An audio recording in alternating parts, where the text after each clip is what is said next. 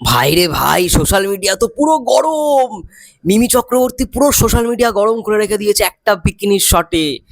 ভাই শিবুদা জানে কখন কি কোথায় দিতে হবে। হাই এভরিওয়ান, আমি রূপম চলে এলাম নতুন ভিডিও নিয়ে। বন্ধুরা দেখো, আমি রক্তবীজের টিজারের রিভিউ দিয়েছি।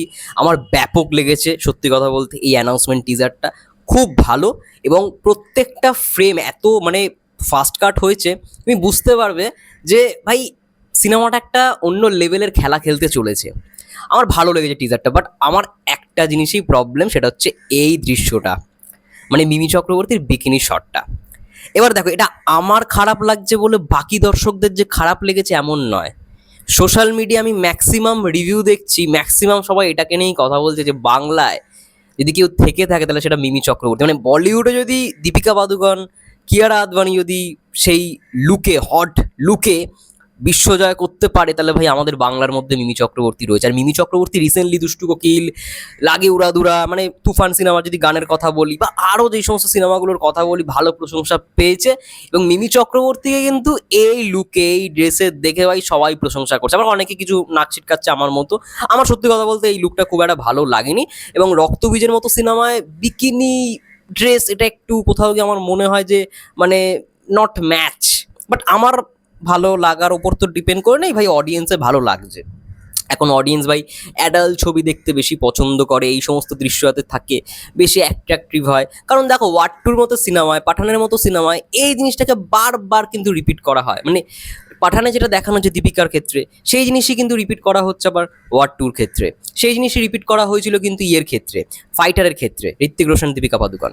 তো এটা যদি বলিউড বারবার রিপিট করতে পারে, বাংলাতেও তো একজন অভিনেত্রীকে দিয়ে ট্রাই করতেই হবে। তো মিমি চক্রবর্তী যে এটা রাজি হয়েছে এবং বিকিনি ড্রেসটা পরেছে, সবাই কিন্তু প্রশংসা করছে। ভাই মিমি চক্রবর্তীকে হেভি হট লাগছে, সোশ্যাল মিডিয়া পুরো গরম করে দিয়েছে। সোশ্যাল মিডিয়া খুললেই তোমরা দেখতে পারবে, এবং বিভিন্ন মিডিয়া হাউসগুলো এই জিনিসটাকে নিয়ে পোস্ট করছে। তো একদিকে নেগেটিভিটি হলেও ভাই বেশিরভাগ কিন্তু পজিটিভিটি আসছে মিমি চক্রবর্তীকে নিয়ে। এবার আমার কোথাও গিয়ে এটা এই জন্যই ভালো লাগেনি, কারণ ওই রক্তবীজের মতো সিনেমায় আবিরের সঙ্গে ভাই এই ড্রেসে এটা ভাই কি করে মানাবে। এবার আমি ড্যাম শিওর এটা থাইল্যান্ডে যেই জিনিসটা শ্যুট করা হয়েছে, এই গানটা, এটা ওই গানের দৃশ্যটাতেই আমরা পাবো। মানে আবির এবং মিমির একটা কেমিস্ট্রির দৃশ্য দেখানো হবে, বা তাদের মধ্যে প্রেম শুরু হবে। রক্তবীজের মধ্যে তো কোনো প্রেমের দৃশ্য ছিল না, বা প্রেম তাদের ভালোবাসা শুরু হয়নি। এবার রক্তবীজ 2 এর মধ্যে আবির আর মিমির একটা প্রেমের দৃশ্য দেখানো হবে। এবার সেখান থেকে ভালোবাসা শুরু, সেখানে মিমির এই ড্রেসটা থাকবে, একটা হয়তো ঝলকই আমরা দেখতে পারবো। তো যাই হোক, একটা জিনিস মানতে হবে, যে যাই বলুক না কেন, এই পুরো টিজারটার মধ্যে এই একটা বিকিনি শট দেওয়ার ফলে শিবুদা জানে কি হতে পারে। শিবুদা জানে অডিয়েন্স কি চায়, তার জন্যই এই শটটাকে রেখেছে। এবং দেখো ভালো করে টিজারটার এই পার্টিকুলার অংশটা নিয়ে দেখবে সোশ্যাল মিডিয়া পুরো ছেয়ে গেছে, এবং টিজারটা কিন্তু প্রশংসা পাচ্ছে।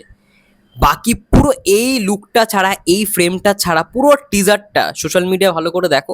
আবিরদার অ্যাকশন, রাজেশ খান্না অ্যাকশন করেছে, অ্যাকশনটাকে নিয়ে প্রশংসা হচ্ছে।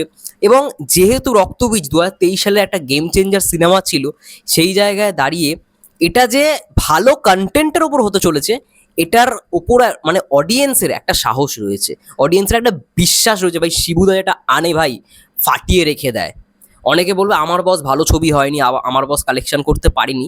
সেই সমস্ত পাবলিকদের ক্ষেত্রে বলে রাখতে চাই, আমার বস ভালো কালেকশন করেছে, টাকাটা রিকভার করে এনেছে। এবং শিবুদা জানে কোনভাবে কিভাবে গেম খেলতে হয়, শিবুদা জানে।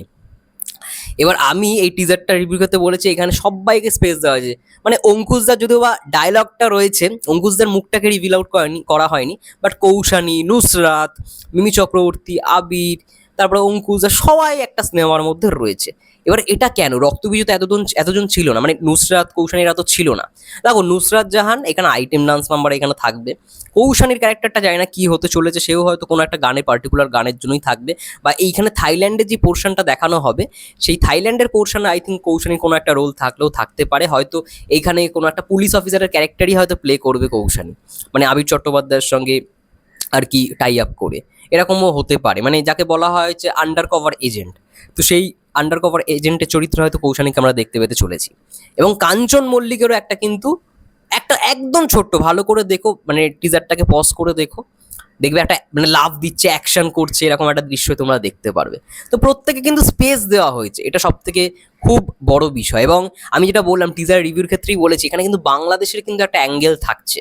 মানে দেখবে এই যে কিছুদিন আগেই পোস্টারগুলো যেগুলো এলো, মোশন পোস্টার, আবির চ্যাটার্জি, কৌশানীর বা মিমিদির, এই পোস্টারগুলো দেখবে বাংলাদেশকে কিন্তু হাইলাইট করা হচ্ছে ম্যাপের মধ্যে। কারণ এই টিজারে ভালো করে লক্ষ্য করে দেখবে একজন মহিলাকে দেখানো হচ্ছে যে চেয়ারে বসছে, এইখান থেকে শটটা, মানে রাইট অ্যাঙ্গেল থেকে, রাইট সাইড থেকে শটটা নেওয়া হয়েছে, ঠিক আছে, চশমা পরে। ওটা অ্যাকচুয়ালি শেখ হাসিনার ক্যারেক্টার, সীমা বিশ্বাস যিনি রয়েছেন তিনি শেখ হাসিনার ক্যারেক্টারটা প্লে করছে। তোমরা বুঝতে পারবে পুরোপুরি ঘটনাটা যখন সিনেমাটা পুরো দেখবে, বাংলাদেশের সঙ্গে কি কানেকশন রয়েছে। বাট এটা মানতে হবে, যে যাই বলুক টিজারটা ভাই ব্যাপক হয়েছে, টিজারটা দারুণ সাড়া ফেলেছে। সবাই বলছে রঘু ডাকাতের সঙ্গে দারুণ, মানে ঠিক মানে রঘুকে দেখে নেবে উইন্ডোজ। দেখো রঘু ডাকাত হচ্ছে আমাদের ফার্স্ট চয়েস। দেবদা যেই সিনেমাটা আনছে সব থেকে বড় স্কেলের, সব থেকে বড় বাজেটের ছবি রঘু ডাকাত।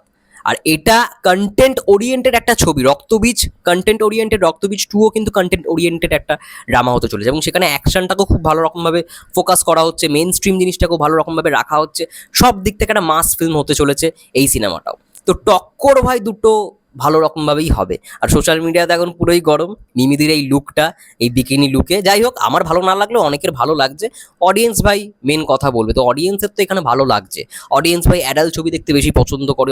অডিয়েন্সের মনে হয় যে মিমি চক্রবর্তীকে দারুণ লাগছে। ভাই আমাদের বাংলার মধ্যে তো দীপিকা পাদুকোন নেই, তো কি হয়েছে, মিমি চক্রবর্তী রয়েছে, সবাই এটাকে নিয়েই প্রশংসা করছে। তো ভালো, একদিকে ভালো, সবাই যে প্রশংসা করছে মিমিদিকে নিয়ে, এই ছবিটাকে নিয়ে, বিকিনি পরা ড্রেসটাকে নিয়ে, এটা খুব ভালো লাগছে দেখে। কিন্তু আমার কোথাও গিয়ে মনে হয় যে এটা না হলেও পারতো। এখন এটা পুরোপুরি ট্রেন্ড সেট হয়ে গেছে না, এই ট্রেন্ডটাকে কোথাও গিয়ে ফলো করছে।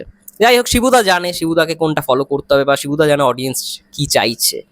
আমি তো এই ছবির পাশে রয়েছি বস, রঘু ডাকাত এবং রক্তবীজ 2 ফার্স্ট চয়েস আমার, ঠিক আছে। তোমাদের কি মন্তব্য কমেন্ট করে জানাও। ততক্ষণের জন্য সবাই ভালো থেকো, সুস্থ থেকো, টেক কেয়ার।